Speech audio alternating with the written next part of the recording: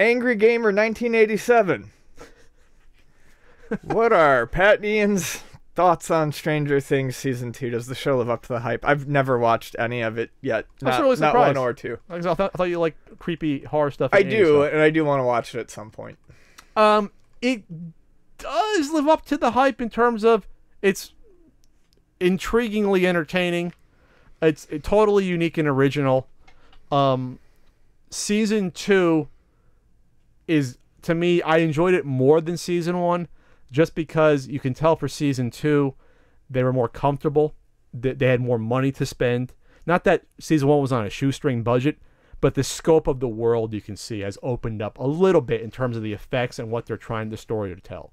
While Season 1 was like, well, you know, you can tell there's a budget without going too much into it. Well, and probably an uncertainty as well. Sure. I think any Season 1 has that uncertainty where they never know if they're going to come back. I don't think anyone knew that Stranger Things Season 1 was going to be a huge monster hit the way it was. Right. And then in a Season 2, there's always that comfort of, okay, we were at least good enough to come back, so, you know, we can do a little bit more of what we wanted. And the characters, not that they're better developed in Season 2, well, a couple definitely are. 2 of the 4, the boys' characters are definitely better developed. They have 2. I don't know their fucking names. I just watched it a couple weeks ago.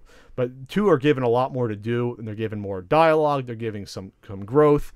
So that's always the good thing about a sequel, is that you're starting off with characters you know, you can then go in different directions, which that happens with certain characters. The relationship between Seven and the sheriff is fantastic. Everyone's they love like the sort of developing, you know, father-daughter relationship there, and it's very well done.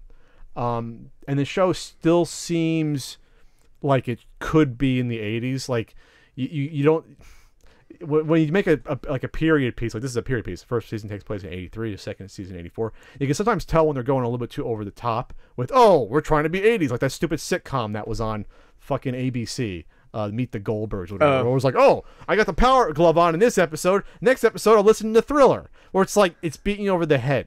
Like when they try to do that 80s show, yeah, where it was like not just like that 70s show just took place in the 70s. That 80s show was like, oh, everything's about the 80s, and it's like, no asshole, it's the background.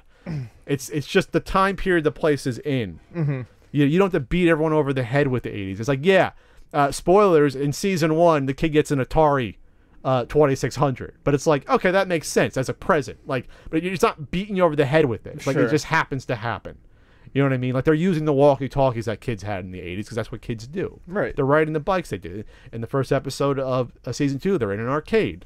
That would have happened in 84. You know, so like, it's natural. It makes sense. It's not beating you over the face with the fact that it's the 80s, but it's still well done. You know, it still looks like, you know, and the other thing they screw up with about stuff, and I talk about with Frank, so they're driving even shitty cars from the 70s and 84. They don't make the mistake that for a show that takes place in the early 80s, that they're all cars from the early 80s. Like that, yeah, the one woman has, I think, like a Gremlin, so she would have had a crappy old car, right, in the mid 80s. Like, so there's a little bit of care here to this that I like. Sure. You know, so that's all. I just rambled about this. Like, what else is going on? Nothing. So watch Stranger Things. It's proud sponsors of the season. No, they're not a sponsor. By the way, going back to social media and Twitch, a big thing that happened on Twitter, not Twitch, I said Twitter, was that I guess a bunch of fucking creepy ass adults were hanging around the main kid's character with the curly hair. His name's Finn, the actor. They posted that they were pissed that he didn't come over and sign autographs or something. They were at the hotel, like, waiting for him during the day. Then he comes back. He has security around him. He said, hey, walking back. Then they got pissed at him and called him rude walking back in the hotel because he didn't come over and, like, talk to them and take pictures. When the kid was probably on a fucking 12-hour press tour day, was probably exhausted at night. And it was just, I'm glad everyone went off. I saw Peanut Butter Gamer retweet and say, how dare you? Like, what the fuck? The kid. He's a fucking kid. It's a 14-year-old kid. Yeah. Like, what the fuck do you want the kid to do? Yeah. You know, it's like, leave him alone. Like, outside his hotel. You know, it's just like, if you see that, it'll be like, the reaction will restore your faith in humanity, because they went after these older guys who were acting like fucking babies about it. Good.